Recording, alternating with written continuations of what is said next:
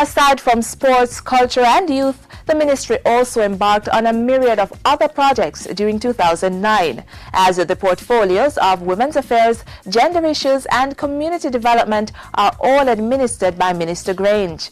A new kitchen and dining facilities were constructed at the Women's Center of Jamaica Foundation in Kingston. Funding of some $50,000 was allotted by the Jamaica Volunteers Association Incorporated, based in the United States, to construct the facilities.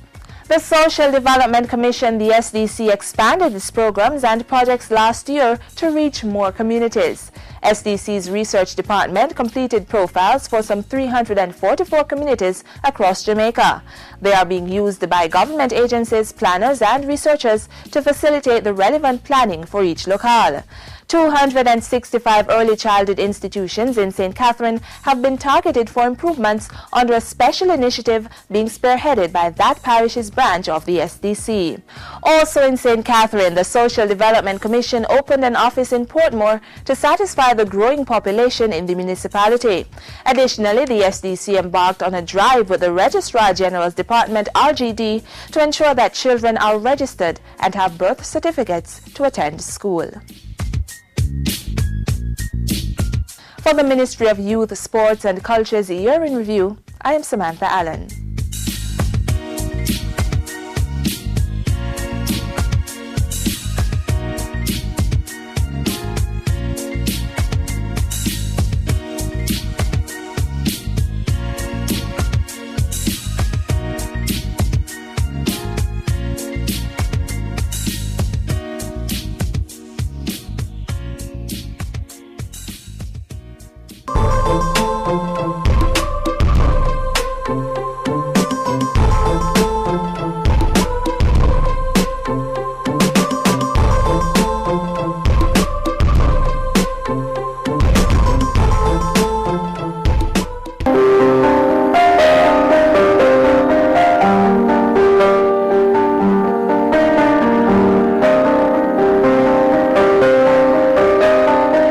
Children, the elderly, pregnant women, lactating mothers, the poor and destitute are those among us who are most susceptible to certain lifestyle maladies such as ill health, illiteracy and unemployment. To protect these vulnerable groups, the governments of most countries around the world establish special policies and programs aimed at elevating them above the poverty line or reducing their depths of poverty. These programs and policies are known as safety net programs. The most common examples of which are cash grants, free social services such as healthcare or educational benefits, and redeemable vouchers, for example food stamps and housing assistance.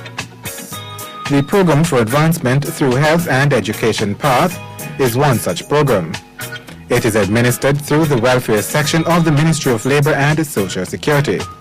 PATH is aimed at providing educational, health and monetary benefits to Jamaicans who are living below the poverty line. Just over 500,000 Jamaicans are considered to be living below the poverty line.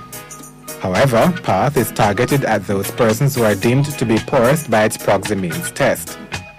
The test is administered through the program's application form and evaluates the state of applicants' living conditions based on the quality of their social amenities, for example, the size of their houses and the type of electronics they own. These are known as indicators and can attract scores of either plus, minus or 0. The more plus indicators an applicant has on his application form, the less likely he is to be selected for benefits. PATH seeks especially to ensure the well-being and development of children 0 to 17 years and to secure good health outcomes for the elderly. PATH also pays the school fees of beneficiaries between 6 and 17 years, and in schools where the government's textbook rental scheme exists, beneficiaries receive these books free of cost. Elderly persons also receive health and monetary benefits under the program. Beneficiaries, however, have a key role to play in assisting the program to achieve its stated objectives. There are a few strict requirements to which beneficiaries are encouraged to comply at all times. School-aged children between 6 and 17 years are not to be absent from school for more than 3 days in a month. Pregnant women and children 0 to 11 months should visit government health centers or outpatient clinics at designated public hospitals at least once every 2 months.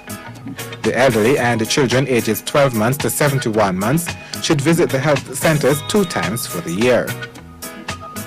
These compliance requirements are aimed at correcting some of the more prevalent symptoms of poverty in Jamaica by effecting certain positive behavioral changes in beneficiaries.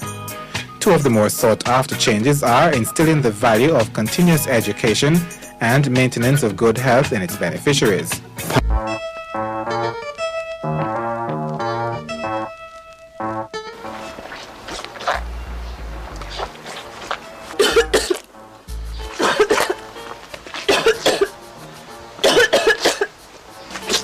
Roxanne, how you look so?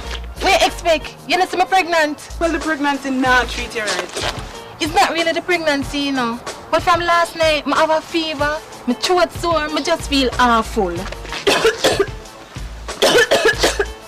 That must sound right, Roxanne. It sounds to me like you need to go see a doctor immediately, especially with the H1N1 we're going. Well, I just want regular flu. That's not nothing. Regular flu? The flu, you know nothing to joke with, you know. Especially for you who are falling in the high-risk category. High-risk category? What that?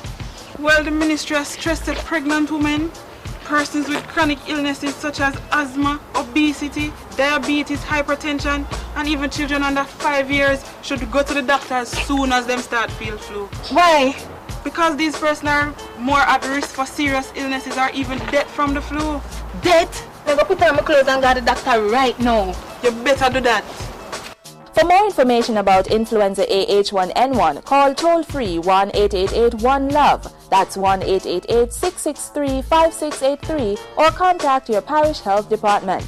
A message from the Ministry of Health, the Jamaica Information Service, the Voice of Jamaica, and the Pan American Health Organization, PAHO.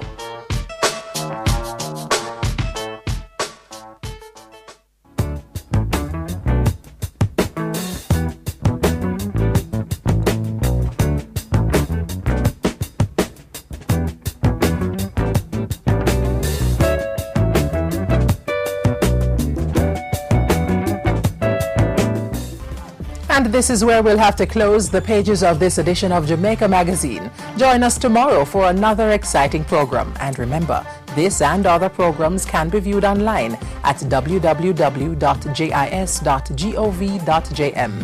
While you're at it, give us your feedback at jamaicamagazine@jis.gov.jm. On behalf of the hard-working team here at the JIS, I'm Stacey Ann Smith, wishing you a great evening.